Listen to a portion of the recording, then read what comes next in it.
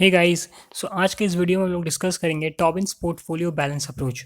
But अगर इसके पहले आपने रिग्रेसिव एक्सपेक्टेशन मॉडल और बॉमल टॉबिन इन्वेंटरी अप्रोच नहीं देखा है तो प्लीज़ वो दोनों वीडियोस पहले जाके देखिए, आपको कार्ड्स में दिख रहे होंगे। खास करके regressive expectation model, because regressive expectation models में मैंने ये सारी चीज़ें जो अभी मैं लिखा हूँ यहाँ पे, ये इन सब का मतलब क्या है वो मैंने उसी वीडियो में बता दिया है, तो मैं वापस से यहाँ पे नहीं बताने जाना। ठीक है। सो रिग्रेसिव एक्सपेक्टेशन मॉडल में हम लोग जानते हैं कि हमारा लिमिटेशन क्या था रिग्रेसिव एक्सपेक्टेशन मॉडल का। क्यों केन्स कहते थे कि हमारा जो एक पर्सन है जो भी है वो अपना जो 100% वेल्थ है, या तो आइदर वो उस चीज़ को बॉन्ड में ट्रांसफ़र कर लेगा 100% वेल्थ को, ठीक है, और या फिर मनी में। ठीक है। और केन्स ने मनी डिमांड यानी कि ट्रांजैक्शन डिमांड फॉर मनी को जो है वो इंटरेस्ट रेट का फंक्शन भी नहीं बताया था। ठीक है। और केन्स जो है वो यही चीज़ कहते थे कि उनके अकॉर्डिंग क्या था कि जो रेट ऑफ इंटरेस्ट है वो सिर्फ एक डायरेक्शन में मूव करेगा। ये अगर वो ऊपर जा रहा है तो ऊपर जाएगा, या फिर वो नीचे जा रहा है तो नीचे जाएगा। ठीक है।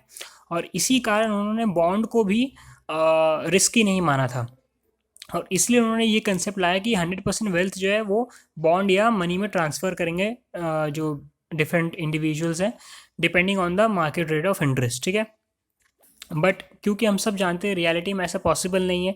रियलिटी में जो रेट ऑफ इंटरेस्ट है, इस इनफैक्ट इस अप्रोच में भी टॉबिन ने वही बताया कि जो रेट ऑफ इंटरेस्ट है वो हमको पता नहीं है कि वो किस डायरेक्शन में फ़्लो करेगा। सो इसी कारण बॉन्ड को रिस्की एसेट मानना पड़ता है। सो जो रिग्रेसिव एक्सपेक्टेशन मॉडल में हमने अपना टोटल रिटर्न फ्रॉम बॉन्ड को जो आर प्लस जी का जो समेशन माना था। ई क्या है मेरा percentage return from bonds, and R क्या है rate of interest, and G क्या है एक्सपेक्टेड परसेंटेज कैपिटल गेन। ठीक है। सो हमने जो रिग्रेसिव एक्सपेक्टेशन मॉडल में ई को परसेंटेज रेट ऑफ रिटर्न माना था, तो अब वही ई जो है यहाँ पर फिलहाल के लिए ई डैश या फिर ई बार हो गया, जिसको हम लोग मीन एक्सपेक्टेड रिटर्न कह रहे हैं। क्योंकि यहाँ पे मेरा ई था नॉर्मली जस्ट बिकॉज कि हमने बॉन्ड को रिस्की एसेट नहीं माना था, बट यहाँ पर हम बॉन्ड को रिस्की एसेट मान रहे हैं, और इसी कारण हमारा ई जो है वो ई बार इक्वल्स टू आर प्लस जी बार हो जा रहा है। होप आपको इस वीडियो में सब कुछ क्लियरली दिख रहा होगा, जस्ट बिकॉज कि लॉकडाउन में ही मेरा जो एक कैमरा था वो ख़राब हो चुका है, तो अनलिकली मैं उसे बना नहीं सकता फ़िलहाल के लिए। Okay, so let's start. ठीक है, तो ई बार जो है वो मेरा आर प्लस जी बार हो गया। ठीक है, अब आते हैं इस चीज़ में। तो एक्सपेक्टेड टोटल रिटर्न देखो, हमारा वेल्थ क्या है, दो चीज़ में डिवाइड है। एक है बॉन्ड, एक है मनी। ठीक है। अब सपोज करो कि बॉन्ड खरीदने में मैंने बी अमाउंट स्पेंड किया है, एंड मनी खरीदने में मैंने एम अमाउंट। ऑब्वियसली मनी को खरीदा नहीं जा सकता, बट हमने एक जैसे अज्यूम किया है कि मनी अगर मेरा जो है वो एम अमाउंट में प्रेजेंट है, एंड बाकी जो वेल्थ था उसको मैंने बॉन्ड में ट्रांसफ़र कर लिया जो कि बी अमाउंट हो गया। ठीक है। तो जो एक्सपेक्टेड टोटल रिटर्न, अच्छा यहाँ पे रिटर्न और रिस्क का एक कंसेप्ट टॉबिन ने बताया है, और उस कंसेप्ट को समझना बहुत ज़रूरी है। क्योंकि टॉबिन क्या कहते थे, टॉबिन ने क्या कहा है कि जैसे कि हमने बॉमल इन्वेंटरी अप्रोच में देखा था कि बॉमल टॉबिन का जो इन्वेंटरी अप्रोच था उसमें उन्होंने क्या माना था कि जो हमारा जो उन्होंने मनी को जो है वो एक इन्वेंटरी से कंपेयर किया था। ठीक है, अगर आपने वो वीडियो देखा है तो। बट यहाँ पर वैसा नहीं है। यहाँ पर टॉबिन जो है मनी और बॉन्ड के बीच का एक risk and return policy use करते हैं, यानी कि वो बताते हैं कि अगर हमको कॉम्बिनेशन क्यों प्रेफर करना चाहिए, बिकॉज अगर हम ज़्यादा बॉन्ड्स लेंगे, क्योंकि बॉन्ड्स यहाँ पे उन्होंने रिस्की बताया है। ठीक है। तो अगर हम ज़्यादा बॉन्ड्स लेंगे तो ऑब्वियसली मेरे पास रिटर्न बहुत ज़्यादा आएगा, बट उसके साथ साथ रिस्क भी बहुत ज़्यादा आएगा। But instead of holding bond, अगर हम मनी होल्ड करते हैं तो उसमें क्या होगा कि मेरे को रिटर्न तो ज़ीरो मिलेगा, बट मेरा रिस्क भी ज़ीरो रहेगा।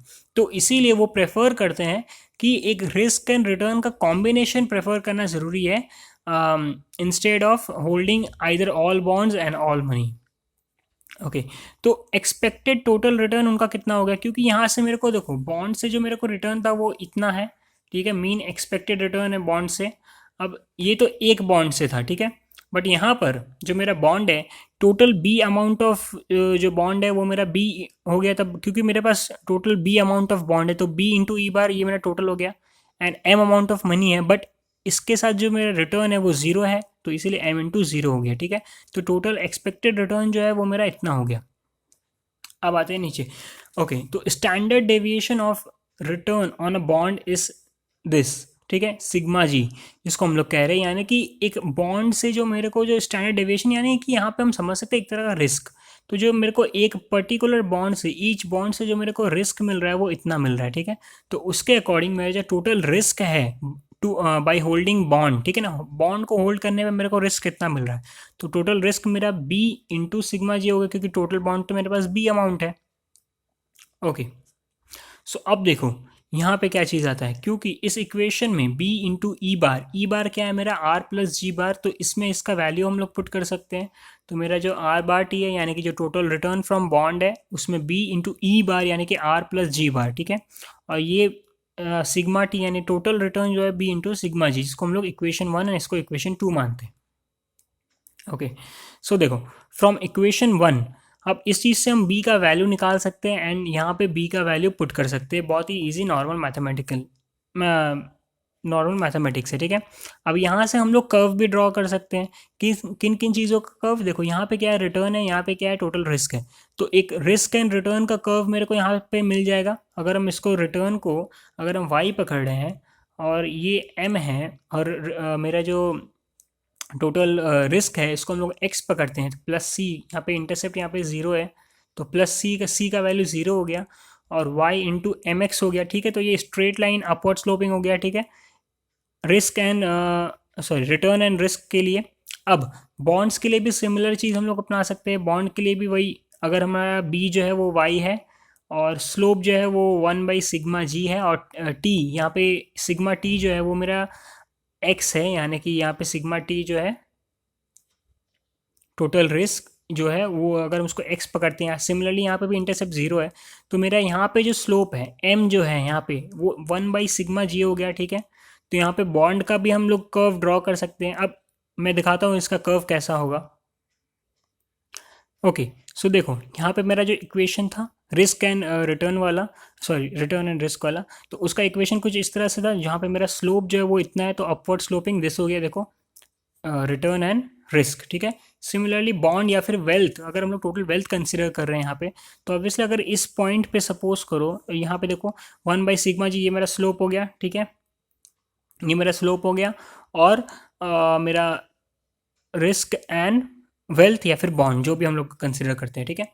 अब देखो यहाँ पर ये चीज़ देखो, अगर हम लोग इस पॉइंट का कॉम्बिनेशन यूज़ करते हैं कि अगर मेरे को इतना रिटर्न चाहिए एंड इतना रिस्क चाहिए, तो इस अमाउंट पर मेरे को बॉन्ड होल्डिंग मेरा कितना हो रहा है, मेरा बॉन्ड होल्डिंग इतना अमाउंट हो रहा है, ठीक है। और रिमेनिंग पार्ट जो है वो मेरा मनी है, wealth minus bond equals to money हो गया।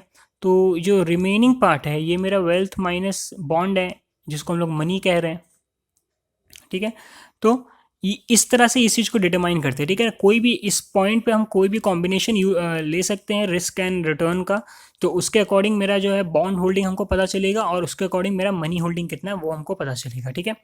अब आते हैं नेक्स्ट, जैसे कि टॉबिन ने इस चीज़ को थोड़ा सा एलेबरेट किया है और रिस्क एवर्टर एंड रिस्क लवर में डिस्टिंग्विश किया है, ठीक है।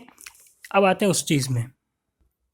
ओके, एक बार हम लोग इसका समरी देखते हैं, ठीक है ना। अभी तक हमने क्या सीखा कि मेरे को एक्सपेक्टेड रिटर्न फ्रॉम बॉन्ड्स कितना है, ठीक है, और मनी का एक्सपेक्टेड रिटर्न कितना है, ठीक है, जो कि ज़ीरो है, ठीक है। अब इस चीज़ से हम अपना कैलकुलेट करके हम अपना टोटल रिस्क एंड रिटर्न दोनों का एक कॉम्बिनेशन प्रेफर करते हैं और उस कॉम्बिनेशन के अकॉर्डिंग हम अपना वेल्थ या फिर हम अपना बॉन्ड्स और मनी दोनों को डिसाइड करते हैं कि हमको कितना अमाउंट पे दोनों को होल्ड करना है, ठीक है। बट अब देखो यहाँ पे जो पर्सन है वो दो तरह से डिवाइड हो सकते हैं, आई मीन दो तरह के पर्सन हो सकते हैं, एक है रिस्क एवर्टर एंड एक है रिस्क लवर। तो जो रिस्क अवॉइड करना पसंद करते हैं तो वो क्या ऑब्वियसली वो जो रिस्की बॉन्ड्स को कम अमाउंट में होल्ड करेंगे एंड मनी को ज़्यादा अमाउंट में होल्ड करेंगे। सिमिलरली रिस्क लवर के लिए इसका ऑपोजिट होगा, ठीक है। तो जो टॉबिन ने क्या बताया कि रिस्क एवर्टर एंड रिस्क लवर में ये डिवाइड होता है एक पर्सन या फिर जो टाइप ऑफ पर्सन है, ठीक है। और रिस्क एवर्टर में भी दो तरह के होते हैं, एक क्या है हमारा डाइवर्सिफायर और एक है प्लंजर। कैसे डाइवर्सिफायर क्या करते हैं, डाइवर्सिफायर वो होते हैं जो कॉम्बिनेशन ऑफ द टू, यानी कि मनी और बॉन्ड दोनों का एक कॉम्बिनेशन प्रेफर करते हैं depending on the market rate of interest. जैसा मार्केट रेट ऑफ इंटरेस्ट रहेगा उसके अकॉर्डिंग वो ज़्यादा या कम बॉन्ड्स होल्ड करेंगे या फिर कम या ज़्यादा मनी होल्ड करेंगे, ठीक है। अच्छा, अब आते हैं प्लंजर में। तो इसमें क्या है, इसका मतलब क्या होता है कि एक पर्सन जो है वो, ये एकदम सेम कंसेप्ट है रिग्रेसिव एक्सपेक्टेशन मॉडल की तरह। ये प्लंजर टाइप के जो पीपल होते हैं वो क्या होते हैं कि मतलब वो अपना जो मनी है या तो 100% वेल्थ को जो है उनका, उसको वो बॉन्ड में होल्ड करेंगे या फिर 100% मनी में होल्ड करेंगे, ठीक है। तो इसमें और रिग्रेसिव एक्सपेक्टेशन मॉडल में कोई डिफरेंस नहीं है। ये इस टाइप ऑफ पर्सन में, और जो केन्स ने कहा था, ये यहाँ ऐसे हम लोग इसको कह ही सकते हैं कि प्लंजर मतलब वो केन्स फॉलोवर हो गए एक तरह से, जो केन्स को फॉलो करते हैं, ठीक है। अच्छा, रिस्क लवर का तो ऑब्वियसली रिस्क लवर भी वैसे ही कुछ है। अब इससे पहले कि मैं एक बार ग्राफ में जाऊं, बट एक बार खुद से समझो। जो रिस्क एवर्टर है, टॉबिन क्या बताना चाहते हैं कि टॉबिन का जो कहना है वो क्या है कि वो पीपल जो है वो 100% वेल्थ को चेंज नहीं करेंगे बॉन्ड और मनी में। इसके इंस्टेड वो कॉम्बिनेशन प्रेफर करेंगे, यानी कि टॉबिन्स जो है वो डाइवर्सिफायर पर बहुत ज़्यादा जोर दे रहे हैं कि जो ज़्यादातर लोग होते हैं वो डाइवर्सिफायर होते हैं। एक्सेप्शंस आर ऑलवेज देयर, इसलिए प्लंजर, रिस्क लवर ये लोग भी होते हैं। तो जो रिस्क लवर होंगे वो डेफिनेटली 100% वेल्थ को अपना ट्रांसफ़र करना चाहेंगे बॉन्ड्स में। क्यों? क्योंकि वो रिस्क लवर है भाई, उनको रिस्क ही चाहिए अपनी लाइफ में।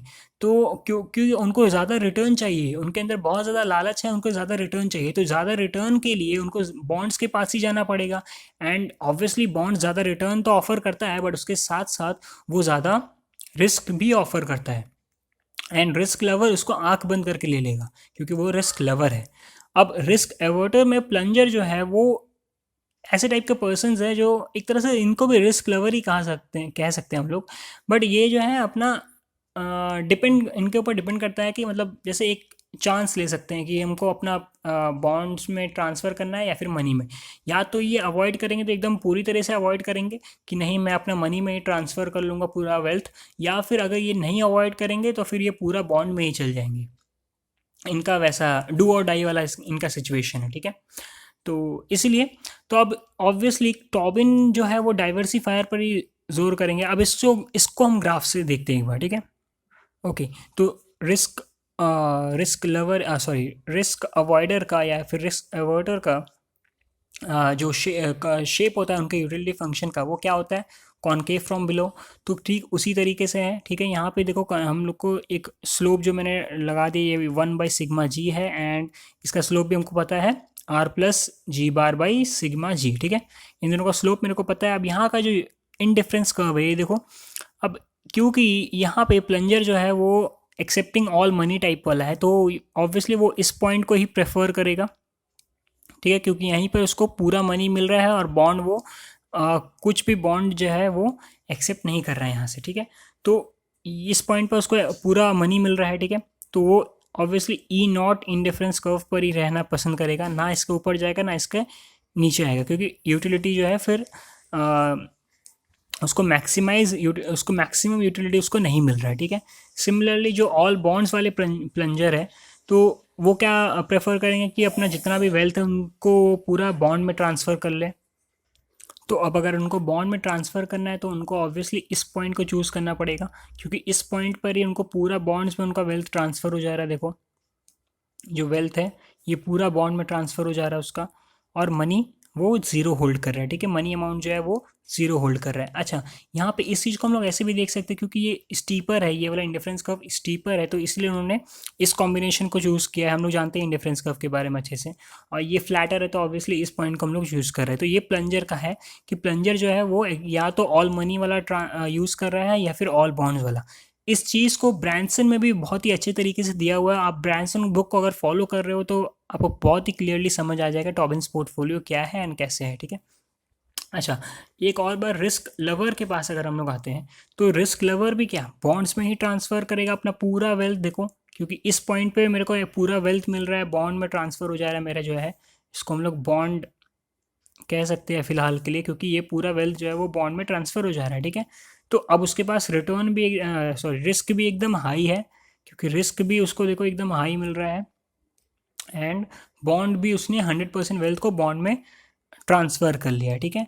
बट टॉबिन्स इन लोगों को फॉलो नहीं करते थे। टॉबिन्स ने बस ये टाइप्स बताए कि कैसे टाइप्स के पर्सन होते हैं, बट उन्होंने डाइवर्सिफायर पर बहुत ज़्यादा जोर दिया है, बिकॉज डाइवर्सिफायर एक ऐसे ग्रुप ऑफ पर्सन है जो कॉम्बिनेशन प्रेफर करते हैं, ठीक है।